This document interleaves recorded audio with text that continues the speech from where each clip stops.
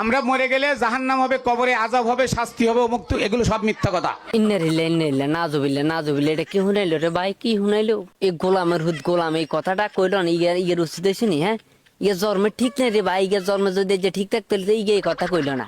এবার কিন্তু আবু তোহা আদনান, মিজানুর রহমান আজহারি, আমাদের আবু তোহা আদনান, মিজানুর রহমান আজারি, তোরে কি গুতেছে নি? তোরে কি হলদাইছে নি তারা? হ্যাঁ, এমন গুঁসাইম কেন? শুয়ারি গোটা দুনুকা দান কেন উড়ি চলি যায়? কি কইছি কথা বুঝতে? এগুলো সব মিথ্যা কথা। কোরআনে বলে ফাম্মা মান সাকুলাত মাওয়াজিনহু ফাহুয়া ফি ঈশাতির রাদিয়া। যা একখানা যাই গাঞ্জা খাইয়া কণ্ঠ ঠিক করিয়া, গলা ঠিক করিয়া, যা গাঞ্জা খাই গলা ঠিক করিয়া।